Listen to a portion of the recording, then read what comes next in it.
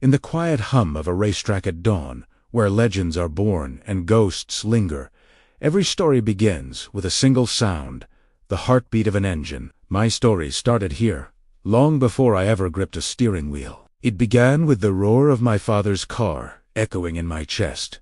A boy named Jamal, watching heroes from behind a chain-link fence, smelling the intoxicating mix of gasoline and ambition. He was Earl Carter, a man who saw poetry in pistons and freedom in the chassis. In our dusty garage, under a single flickering bulb, he taught me that an engine doesn't teaba, a sole, but you can give it one. His hands, stained with grease, were the same hands that held me up so I could see over the crowds at those small-town dirt tracks. He'd tell me, "The car don't care what color you are, son. It only cares how fast you go." But he always followed it with a whisper, "But the world sure will."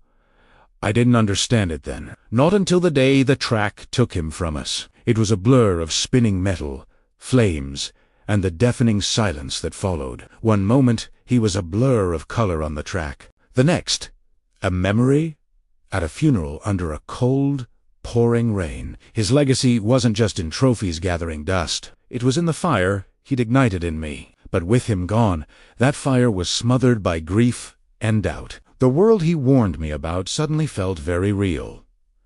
They said I didn't belong. The sneers, the whispers in the pit lane, they built a wall around me. So, with my best friend Marcus by my side, I built my own lane, not on the sanctioned tracks, but in the neon-soaked chaos of underground street races. We took my dad's Falcon GT9, a ghost in the garage, and brought it back to life. Every win was a rebellion, every engine roar a shout against the silence they wanted for me. Then came Tasha. She saw more than just a street racer. She saw a brand, a story. With her social media savvy and my raw talent, the world started to notice.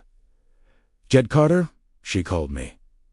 The name stuck. Sponsors started calling. We were a team, a force.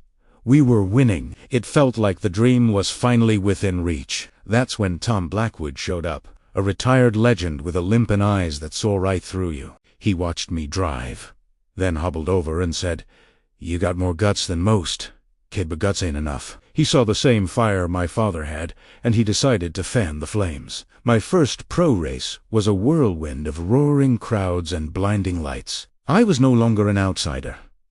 I was the underdog of the AO. Race after race, I climbed the ranks. The wins piled up, but so did the pressure. I was changing. The kid from the dusty garage was becoming Jet Carter, a product. Marcus saw. "You're losing yourself, man," he'd say. But I was going too fast to listen, and that's when the real betrayal came. Not on the track, but in a whispered phone call. It was Tasha, talking to Clayton Reeves, our slick new sponsor. "He trusts me," she said. "After this weekend, he's yours." My world froze. The dream became a nightmare. The fall was as fast as the rise. Headlines screamed my name. Jet Carter under investigation. The fans who cheered me now booed.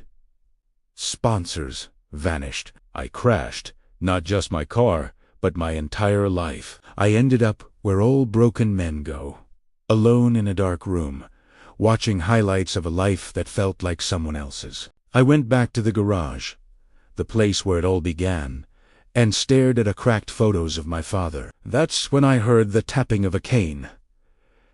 It was Tom. He didn't say much, just tossed me a key. "You done feeling sorry for yourself?" he grunted. "The car's waiting." So, Marcus and I went back to work. We rebuilt the Falcon, piece by piece.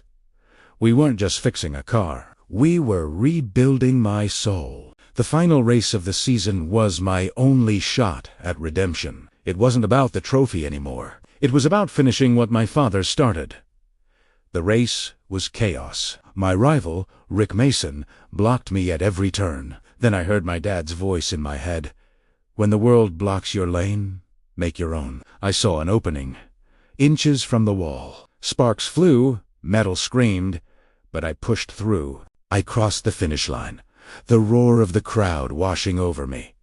On Tepodium holding that trophy, I finally understood. I didn't win to prove them wrong. I won to prove to myself that I still belonged. Today, the roaring engines you hear are from a new generation. At the Carter Track School, I teach kids that the track doesn't care who you are, only how far you'll go. The last lap's done.